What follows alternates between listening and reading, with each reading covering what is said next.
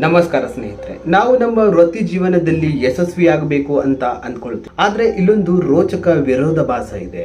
ನಾವು ನಮ್ಮ ಭವಿಷ್ಯಕ್ಕೆ ಸಿದ್ಧತೆ ಮಾಡಿಕೊಳ್ಳಲು ಹಳೆಯ ಅನುಭವಗಳನ್ನ ನಾವು ಯೂಸ್ ಮಾಡ್ತೀವಿ. ಆದ್ರೆ ಅದರಲ್ಲಿ ಕೆಲವೊಂದು ಅನುಭವಗಳು ಔಟ್ಡೇಟ್ ಆಗ್ಬಿಟ್ಟಿದೆ ಈಗಾಗಲೇ, ಮತ್ತೆ ಕೆಲವೊಂದು ನಿಮ್ಮನ್ನ ಮುಂದಕ್ಕೆ ಕರ್ಕೊಂಡು ಹೋಗುತ್ತೆ. ಇವತ್ತು ನಾವು ಮಾತನಾಡೋಣ ನಿಮ್ಮ ವೃತ್ತಿ ಜೀವನದಲ್ಲಿ ಭವಿಷ್ಯದ ಸಿದ್ಧತೆಯನ್ನ ಹೇಗೆ ಮಾಡ್ಕೊಳ್ಳೋದು ಅಂತ. ನಾವು ಅಭ್ಯಾಸಗಳನ್ನ ರೂಢಿಸ್ಕೊಳ್ತೀವಿ, ಆದ್ರೆ ಇದರರ್ಥ ಅದಲ್ಲ ನಾನು ಅದನ್ನ ಮುಂದುವರಿಸಿಕೊಂಡು ಹೋಗ್ತೀನಿ ಅಂತ. ಆದ್ರೆ ಇದು ತಪ್ಪಲ್ಲ. ನಿಮ್ಮ ಊರಿನಲ್ಲಿ ಯಾವ್ದಾದ್ರು ಇಷ್ಟವಾದ ಹೋಟೆಲ್ ಇದ್ರೆ ಅಲ್ಲಿ ಹೋಗಿ ಕಾಫಿ ಕುಡಿಯಲು ನೀವು ಇಚ್ಛಿಸ್ತೀರಾ, ಯಾಕಂದ್ರೆ ಅಲ್ಲಿಗೆ ಹೋಗೋದು ನಿಮ್ಗೆ ತೃಪ್ತಿಯನ್ನ ಕೊಡಬಹುದು. ಆದ್ರೆ ವೃತ್ತಿ ಜೀವನದಲ್ಲಿ ಇದು ಅಪಾಯಕಾರಿ. ಯಾಕಂದ್ರೆ ತಂತ್ರಜ್ಞಾನಗಳು ಬದಲಾಗ್ತಾ ಇದೆ, ಅಂದ್ರೆ ಟೆಕ್ನಾಲಜಿಗಳು ಬದಲಾಗ್ತಾ ಇದೆ, ಕಾನೂನುಗಳು ಕೂಡ ಬದಲಾಗ್ತಾನೆ ಇದೆ, ಹಾಗೆ ಸ್ಪರ್ಧಿಗಳು ಕೂಡ ಎಚ್ಚರದಿಂದಿದ್ದಾರೆ. ನೀವು ಯಾವಾಗ್ಲೂ ಇದೇ ಕೆಲಸವನ್ನ ಮಾಡಿದೀರಾ ಅಂತ ಅನ್ಕೊಂಡು ಅದನ್ನೇ ಮಾಡ್ತಾ ಇದ್ರೆ ನೀವು ಹಿಂದ್ ಬೀಳೋ ಚಾನ್ಸಸ್ ತುಂಬಾ ಜಾಸ್ತಿ ಇರುತ್ತೆ. ಅದಕ್ಕಾಗಿ ಏನು ತಪ್ಪಾಗಬಹುದು ಅನ್ನೋದನ್ನ ಯೋಚಿಸಿ. ಹಾಗೆ ನಾವು ಮುಖ್ಯವಾಗಿ ಕೇಳಿಕೊಳ್ಳುವ ಕೆಲವು ಪ್ರಶ್ನೆಗಳಿವೆ. ನಾನು ಇದೇ ರೀತಿ ಮುಂದುವರೆದ್ರೆ ಏನೆಲ್ಲ ತಪ್ಪಾಗಬಹುದು? ನಿಮ್ಮ ಸ್ಥಾನಕ್ಕೆ ಬೇರೆಯವರು ಮುನ್ನಡೆಯುತ್ತಿದ್ದಾರಾ? ಅಂದ್ರೆ ನಿಮ್ಮ ಜಾಗದಲ್ಲಿ ಯಾರಾದ್ರೂ ಕಾಂಪಿಟೇಟರ್ ಹುಟ್ಟುತ್ತಾ ಇದ್ದಾರಾ ಅಂತ. ನೀವು ಅದೇ ಕೆಲಸವನ್ನ ಮಾಡುತ್ತಿರೋದ್ರಿಂದ ಯಾವ್ದಾದ್ರು ಅವಕಾಶಗಳು ತಪ್ಪಿ ಹೋಗ್ತಿದ್ಯಾ ಅಂತ. ತಂತ್ರಜ್ಞಾನಗಳು ನಿಮ್ಮನ್ನ ಅಬ್ಸಲ್ಯೂಟ್ ಮಾಡಬಹುದು, ಅಂದ್ರೆ AI ಅಂತ ಟೆಕ್ನಾಲಜಿಗಳು ನಿಮ್ಮನ್ನ ಸಿಸ್ಟಮ್ ಇಂದಾನೆ ರಿಮೂವ್ ಮಾಡಿ ಬಿಸಾಕಬಹುದು. ಇದನ್ನೆಲ್ಲ ಯೋಚಿಸೋದು ಕಷ್ಟ, ಯಾಕಂದ್ರೆ ಸ್ಟೇಟಸ್ ಕ್ಯೂ ನಮ್ಗೆ ಆರಾಮವನ್ನ ಕೊಡತ್ತೆ. ಆದ್ರೆ ಈ ಆರಾಮವೇ ಅಪಾಯದ ಮೂಲ. ನಿಮ್ಗೆ ಕೋಡ್ಯಾಕ್ ಕಂಪನಿಯ ಇತಿಹಾಸ ಗೊತ್ತಾ? ಅವರು ಡಿಜಿಟಲ್ ಫೋಟೋಗ್ರಫಿ ತಂತ್ರವನ್ನ ಕಂಡು ಹಿಡಿದ್ರು. ಹೌದು, ಅವರೇ.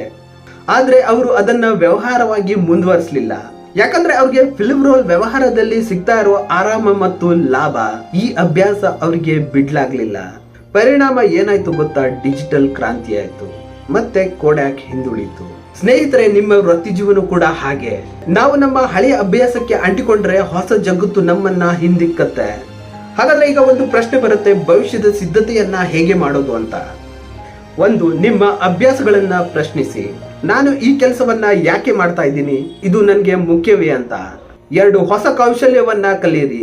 ಅಂದ್ರೆ ಟೆಕ್ನಾಲಜಿ ಮತ್ತು ನಾಯಕತ್ವದ ಜಾಗದಲ್ಲಿ ನಿಮ್ಮನ್ನ ನೀವು ತೊಡಗಿಸಿಕೊಳ್ಳಿ. 3, ನಿಮ್ಮ ಸುತ್ತಮುತ್ತಲಿನ ಬೆಳವಣಿಗೆಯನ್ನ ಗಮನಿಸಿ. ಈಗಿನ ಮಾರ್ಕೆಟ್ ಏನ್ ಕೇಳ್ತಾ ಇದೆ, ಗ್ರಾಹಕರಿಗೆ ಏನು ಬೇಕು ಅಂತ. 4, ಅಪಾಯವನ್ನ ಲೆಕ್ಕ ಹಾಕಿ. ನಿಮ್ಮ ಉದ್ಯಮದಲ್ಲಿ ಮುಂದಿನ 5 ವರ್ಷದಲ್ಲಿ ಯಾವ ಬದಲಾವಣೆ ಆಗಬಹುದು ಅನ್ನೋದನ್ನ ಗಮನಿಸಿ ಮತ್ತು ಅದಕ್ಕಾಗಿ ಸಿದ್ಧರಾಗಿರಿ. ಭೂತಕಾಲ ನಿಮ್ಮ ಶಿಕ್ಷಕನಾಗಿರಬೇಕು, ನಿಮ್ಮ ಸೆರೆಮನೆ ಅಲ್ಲ.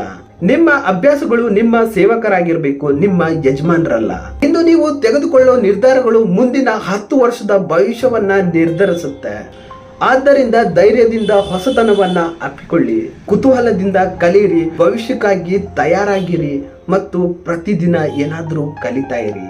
ಮತ್ತೆ ಯಾವತ್ತು ಭವಿಷ್ಯದ ಸಿದ್ಧತೆಯಲ್ಲಿ ಮುಂದಿರಿ. ಹಾಗಾದ್ರೆ ಈ ವಿಡಿಯೋನ ನಾನು ಎಂಡ್ ಮಾಡ್ತಾ ಇದ್ದೀನಿ.